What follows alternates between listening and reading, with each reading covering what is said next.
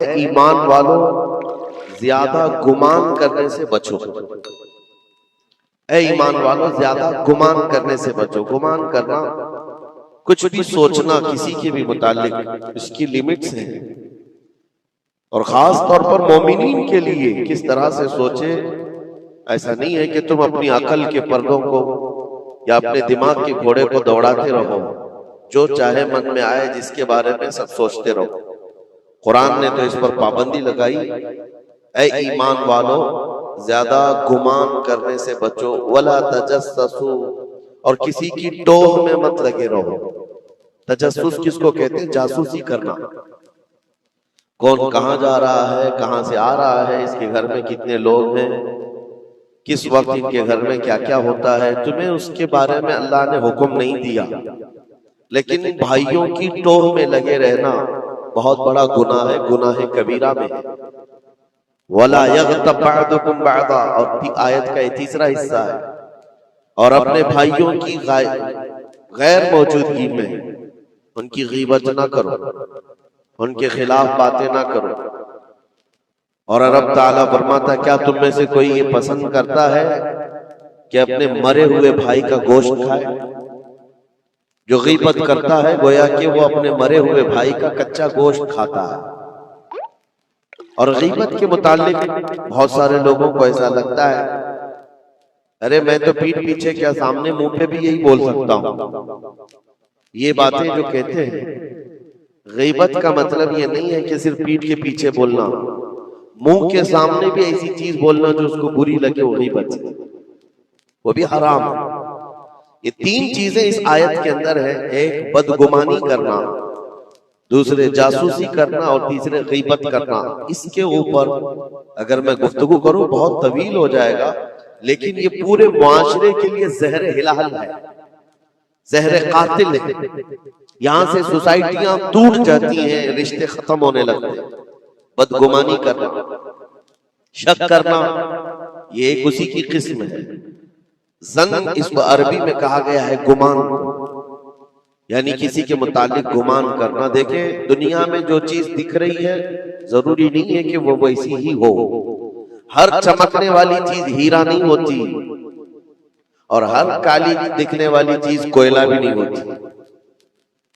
दोनों में बड़ा फर्क है। हकीकत कुछ और हो सकती है, लेकिन बगैर किसी तहकीक के या बगैर तुम्हें यकीन के गुमान कर लेना, ये तुम्हें बहुत बड़े गुनाह में ले जाएगा, बहुत बड़े गुनाह में।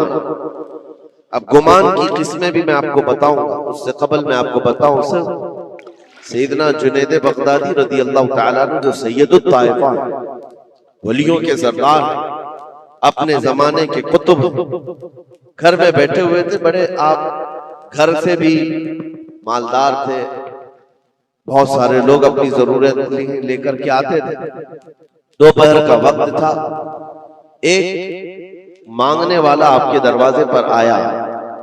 आपको जो देना था वो दे देते, लेकिन आपने उसको खैरात देने के वक्त दिल में ये सोचा कि हट्टा कट्टा आदमी है, कमाकर खा सकता है, इसको ये बुरी लत कहां से पड़ गई, ये कैसा आदमी है। बहरहाल उसको जो खैरात देनी थी दे दिया, वो बंदा चला गया, खैरात लेकर चला गया। आप वापस आप अपने घर आए, और जैसे ही आप आए नींद लग गई, आप सो गए। आपके सोने के बाद आपने ख्वाब देखा कि मैदान महशर कायम हो चुका है, हिसाब किताब हो रहा है, लोगों में नफ्सा नफ्सी का हाल है, फरिश्ते कुछ को पकड़ कर ले जा रहे हैं, कुछ का हिसाब कर रहे हैं। और जब हज़रत जुनैद बगदादी का नंबर आया तो दो फरिश्ते बहुत बड़ी थाल लेकर के आए, जिसमें कच्चा गोश्त था और खून टपक रहा था। जुनैद बगदादी से कहा गया कि ये लो, इसको खाओ। तो हज़रत जुनैद बगदादी ने कहा कि क्या मुझे नहीं जानते? मैं जुनैद, मैंने ऐसा कौन सा गुनाह किया कि मुझे इसकी सजा ये दी जा रही है? फरिश्तों ने कहा, ऐ जुनैद, क्या अपने मोमिन भाई के बारे में आज दिन में आपने बुरा गुमान नहीं किया? जो आपके दरवाजे पर आया उसके मुतालिक आपने बदगुमानी नहीं की? तो हज़रत जुनैद बगदादी रज़ियल्लाहु ताला अन्हु बिछक करके उठ गए, खौफ के मारे नींद खुल गई। और उसके बाद बेकरारी इतनी आई कि हाँ मैंने तो गुमान उसके मुतालिक गलत किया था। थोड़ा सा ऐसा भी नहीं है कि वो चोर है, डकैत है, डाकू है, ये भी नहीं, सिर्फ इतना सोचा था कि हट्टा कट्टा आदमी है, मांगता क्यों है। हज़रत जुनैद बगदादी अपने घर से निकले उस फकीर को ढूंढने के लिए कि जो मेरे घर आया था, और उसके बाद ढूंढते हुए उसके पास पहुंच गए, जा करके उससे माफी तलब की, कहा कि आज तू जो घर पर आया था मैंने तेरे मुतालिक ये गुमान किया था कि तू हट्टा कट्टा आदमी है और मांग कर खा रहा है। तो उसके बाद उस शख्स ने जो जवाब दिया वो हैरत में था। मेरे अजीजों, ना वो फकीर था, ना ही वो कोई कमजोर और मजबूर था, बल्कि अल्लाह के एक वली थे जो उनके इम्तिहान के लिए आए हुए थे। हज़रत जुनैद बगदादी रज़ियल्लाहु ताला अन्हु को उससे ज्यादा माल उन्होंने लौटाया और कहा, ऐ जुनैद, तेरे मकामात को अगर कोई चीज खत्म करती है तो मोमिनीन के मुतालिक बदगुमानी कर। अगर तू आज यहाँ ना आता तो तेरे मकामात रोक दिए जाते। आगे तुम न मारिफत और तरीकत के रास्ते पर बढ़ सकते, क्योंकि ये मर्ज है, ये बीमारी है। इस बीमारी ने तो हमारे मुआशरे को खराब किया हुआ है। बदगुमानी से बचो। यहां तक के लोगों ने बहुत जल्दी अपने दिमाग पर यकीन करके फैसले भी ले लिए हैं। आप मिसाल के तौर पर किसी घर से कोई निकल रहा है और आपने फौरन ये गुमान कर लिया कि ये इस घर में बदकारी करने के लिए गया था। आपकी नेगेटिविटी जो जहन में थी आपने गुमान किया और उस पर यकीन की मोहर भी लगा दी। ना उससे आपने जाकर पूछा कि कौन है, क्यों आया था। इसी तरह की एक और बात मैं आपको बताता हूँ। हजरत शफीक बल्खी बड़े बुजुर्ग दरिया दजला के किनारे आए, देखा कि एक मर्द, एक नौजवान है, औरत को गोद में सुलाया हुआ है दरिया के किनारे और शराब की बोतल हाथ में लिए बैठा है। इस तरह का माहौल तो बगदाद का नहीं था, पर्दे का माहौल था, इस्लामी माहौल था। लेकिन खुले आम कोई दरिया दजला के किनारे इस तरह बैठे और वो भी औलिया की नजर पड़े तो उनके लिए तो बहुत हैरत की बात थी। हजरत शफीक बल्खी ने देखा, कहा, हाय अफसोस, जमाना कहाँ आ गया। लोग खुले आम औरतों को लेकर बाहर सोने में बाहर मजे करने लग गए और खुले आम अब शराब भी पी जाने लगी। शराब भी पी जा रही है, खुद भी पी रहा है, उस औरत को गोद में थोड़ा थोड़ा सा पिला भी रहा है।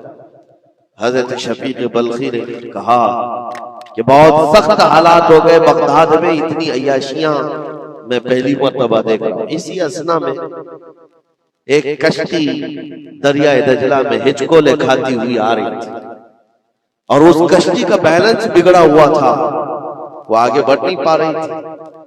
इधर उधर करते करते अचानक वो कश्ती पलट गई, उसमें 10 लोग सवार थे, सबके सब दरिया में डूब।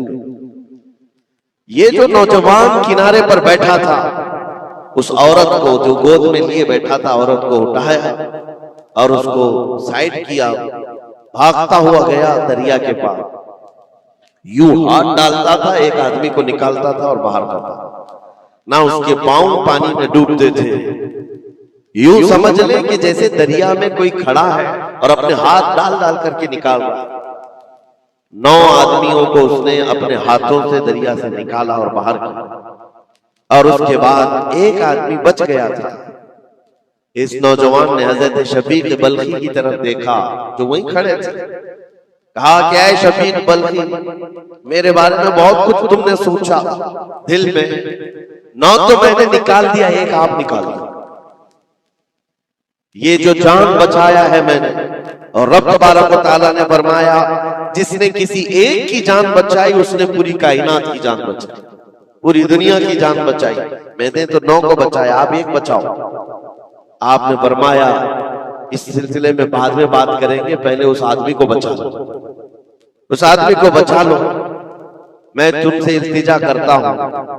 उसने 10वें को भी बचाया। उसके बाद हजरत शफीक बल्खी के दिल में एहसास हुआ कि मैंने गलत जगह गुमान किया, ये कोई आम आदमी नहीं है, आम इंसान नहीं है। इसके मुतालिक मैंने क्या क्या दिल में सोच लिया, क्या क्या गुमान कर लिया।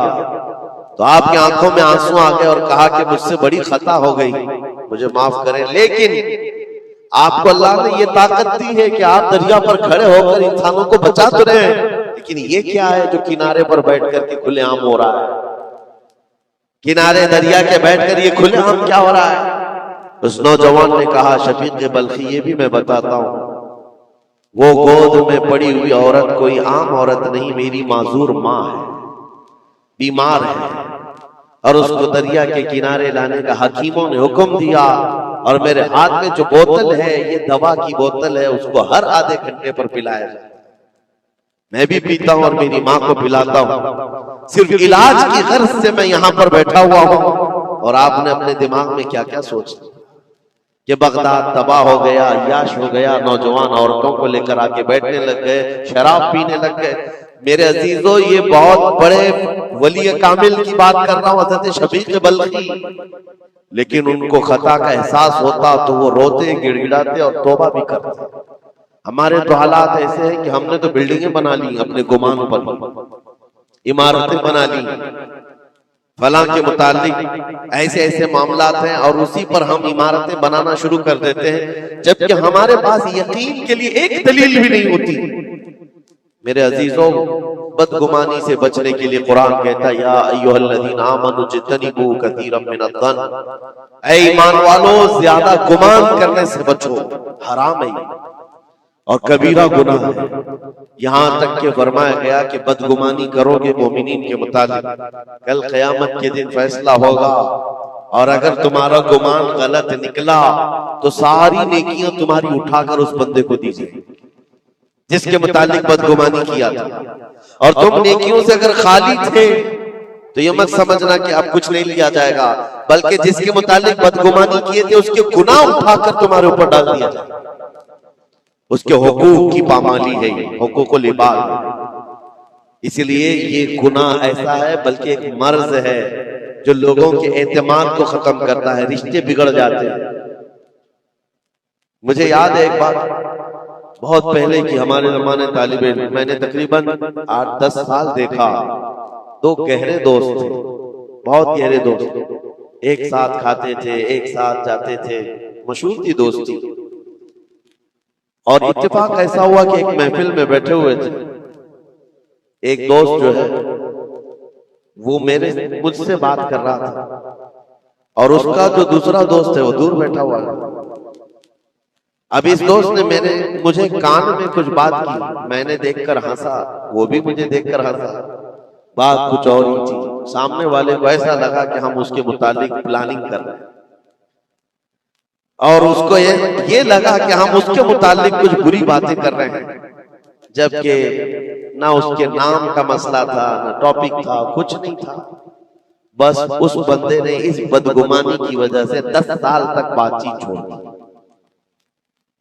कई मर्तबा हमने बताया भी कि तुम्हारा मैटर नहीं था, तुम्हारा मसला नहीं था, सामने वाले को यकीन नहीं आता, सिर्फ और सिर्फ गुमान की बुनियाद पर कि वो मुझे देखकर हंस रहा था तो मेरे ही मुतालिक बात थी। ये अपने अकल के फतूर पर यकीन करके इमारतें बना लेना तुम्हें बहुत बड़ी गुमराही में ले जाता है। कई मर्तबा ऐसा होता है कि धोखा खा जाओगे। इसी सूरह हुजरात की एक और आयत में बताऊं आपको, अल्लाह करीम फरमाता, या अय्युहल्लज़ीना आमनू इन जाअकुम फासिकुम बिनबइन फतबय्यनु अन तुसीबू कौमन बिजहालतिन फतुस्बिहू अला मा फअलतुम नादिमीन। ये बदगुमानी करने का एक और जरिया, एक रास्ता है। क्या है? अल्लाह फरमाता, जब तुम्हारे पास कोई फासिक आदमी खबर लेकर के आए तो उसकी तहकीक कर लो। ये अल्लाह का हुक्म है। कोई फासिक आदमी, फासिक कौन है इसकी मिसालें आपको मिल जाएंगी। जो खुलेआम गुनाह करता है वो फासिक है। फासिक आदमी जब तुम्हारे पास खबर लेकर के आए तो रब फरमाता उसकी तहकीक कर लो, वरना ये होगा कि अनजाने में तुमको शर्मिंदगी उठानी पड़ेगी, तुम अपने किए पर बाद में पछताओगे। अला मा फअलतुम नादिमीन, तुम शर्मिंदा हो जाओगे। अक्सर ऐसा होता है कि कोई खबर लेकर के तुम्हारे पास आया और आज के जमाने का बड़ा फासिक ये व्हाट्सएप है, ये बड़ा फासिक है। इसकी बातों पर कौन यकीन करे? मेरे अजीजों, लोग तो सिर्फ एक दूसरे की एडिट की हुई तस्वीरों को देख करके ईमान ले आ जाते हैं, है ना? ऐसा हकीकत है। व्हाट्सएप यूनिवर्सिटी के फारिगीन तो अभी जमाने में बहुत है, इनकी नॉलेज सिर्फ और सिर्फ उसी से है, इंटरनेट से, व्हाट्सएप से। जबकि इनकी तहकीकात पर अगर लग जाए तो असल वजूद में कुछ है ही नहीं। इसीलिए मेरे अजीजों, बदगुमानी करने से बचो, बदगुमानी करने से बचो। जिसकी असल ही ना हो उस चीज के फैलाने का हम सबब बन जाते हैं कई मर्तबा। अल्लाह करीम हमें इस बलाए अजीम से महफूज रखे। मुझे एक बात याद आती है, मैंने पढ़ा था ट्रेन में एक आदमी सफर कर रहा है और उसके साथ 3 बच्चे हैं। बड़े बेटे की उम्र 7 साल की, दूसरे बेटे की उम्र 5 साल की, तीसरे की 3 साल की। छोटे बच्चे 7, 5 और 3 साल की उम्र के बच्चे। अब वो बंदा जब ट्रेन में सफर कर रहा हो 3 बच्चों को लेकर के, और जब बैठा हुआ है ट्रेन में, कोई बड़ा उधर से कूदता है, कोई इधर से उछलता है। ये तीनों उछल कूद ऐसी मचाए हुए हैं कि इस मुसाफिर का आराम और सुकून गारत हो गया। थोड़ी देर तो कोई बर्दाश्त कर लेगा, और उसके बाद मुसाफिर देख रहे हैं दूसरे। बड़ा मसला तो ये है कि उछल कूद तो बच्चे कर रहे हैं, बाप एक जुमला भी उनको मना नहीं कर रहा। ना बड़े से कहता है कि बैठ जा, ना छोटे को संभालता है। उछल कूद कर रहे हैं और ये खामोशी से बैठा हुआ है कोने। सामने के पैसेंजर देखते रहे और कहा कि कितना बेगैरत आदमी है, बच्चों को ऐसे खुलेआम छोड़ा हुआ है, बैलों की तरह नाच रहे हैं। अब कानाफूसी भी शुरू हो गई। थोड़ी देर के बाद जब ये ज्यादा हो गया तो लावा फट ही जाता है लोगों का। कोई किसी की गोद में कूद पड़ रहा है, कोई उछल कूद करते हुए बच्चा किसी के यहाँ लटक जा रहा है।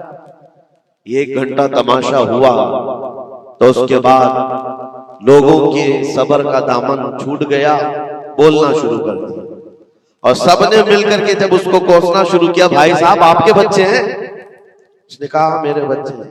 कहा कुछ तो तमीज सिखाओ, सफर के आदाब तो बताओ। कोई वहां से कूद रहा है, कोई यहां से कूद रहा है, सारे लोगों का आराम गारत करके रखा है इन बच्चों ने। आप बाप हैं, आपको तमीज नहीं आती, आपको तरबियत का अंदाज नहीं मालूम। सबकी डांट डपट सुनता रहा। और उसके बाद थोड़ी देर के बाद भुर्राई हुई आवाज निकली, उसकी दर्द भरी आवाज निकली। कहा मैं इनको तरबियत अच्छी तरह से देता हूं, तमीज भी है सब, लेकिन मसला ये है कि आज ही सुबह इनकी माँ मेरी बीवी का घर में इंतकाल हो चुका है। वो मैके गई हुई थी, ये बच्चे मेरे पास थे। मुझे सुबह खबर आई है इनकी माँ का अचानक दौरा पड़ने से इंतकाल हो चुका। मैंने अभी तक इन बच्चों को बताया नहीं कि इनकी माँ का इंतकाल हुआ।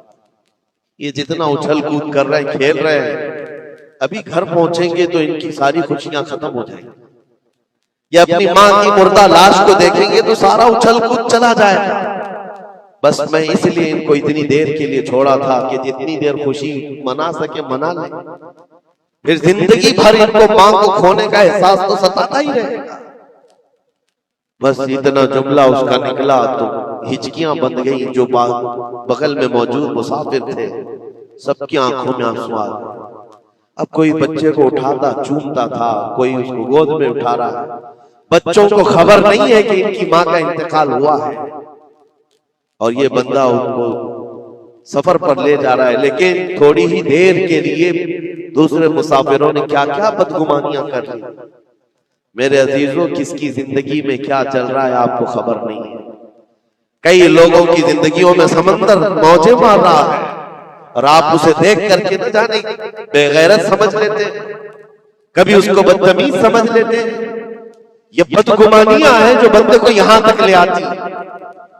और बदगुमानी करने का एक तरीका ये भी है कि हज़रत इमाम राजी फरमाते बंदा बसा औकात काफिर भी हो जाता है। कुफ्र तक चला जाता है बंदा, क्योंकि गुमान पर अगर यकीन करने लग जाए। इसलिए बचो इन चीजों से। और मोमिनों की इज्जत को पामाल करना यह आसान नहीं है। सिर्फ और सिर्फ मैंने कई मर्तबा देखा है, उड़ती उड़ती खबरें आती हैं तो हम उस पर यकीन करने के करीब हो जाते हैं। अल्लाह हमें भी इसकी हिदायत दे। ये बहुत बारीक चीज है जिससे बचना नामुमकिन नहीं तो मुश्किल जरूर है। मेरे अजीजों, इससे बचने का एक तरीका यह है, बंदा ये सोच ले कि मुझे रब ताला ने इस दुनिया में किस लिए भेजा है। सबका हिसाब किताब लिखने के लिए भेजा है। सारे लोगों का अमाल नामा मुझे पूछा जाएगा क़यामत के दिन, फलां क्या करता था, फलां क्या करता था। जब मुझे रब ताला ने इसका मुकल्लफ ही नहीं बनाया तो खामखा दूसरों की जिंदगियों में क्यों दखल अंदाजी करूं, क्यों लोगों के मुतालिक गुमान पाल करके बैठूं। आपको इस रुए जमीन पर जो भेजा गया वो अल्लाह ने अपनी इबादत के लिए भेजा, अपनी रजा के लिए। हम उसकी रजा तो हासिल ना कर सके, उसकी इबादत में कामिल हो नहीं सके, और दूसरों के अयूब पर हम लोगों ने अपनी पूरी एनर्जी खर्च करना शुरू कर दिया। मेरे प्यारे आका सल्लल्लाहु अलैहि वसल्लम के प्यारे दीवानों, उम्मीद है आपको ये बयान पसंद आया होगा। तो वीडियो को लाइक करें और अपने दोस्तों में, रिश्तेदारों में शेयर जरूर करें ताकि उनके अमल में इजाफा हो सके और सवाबेदार हासिल कर सके। और अगर आप हमारे चैनल पर नए हैं तो चैनल को सब्सक्राइब जरूर कर लें और ऑल के बटन पर क्लिक कर दें ताकि हमारे आने वाली वीडियो का नोटिफिकेशन आप तक पहुँच सके। तो मिलते हैं अगली वीडियो में। अस्सलामु अलैकुम व रहमतुल्लाहि व बरकातुहू।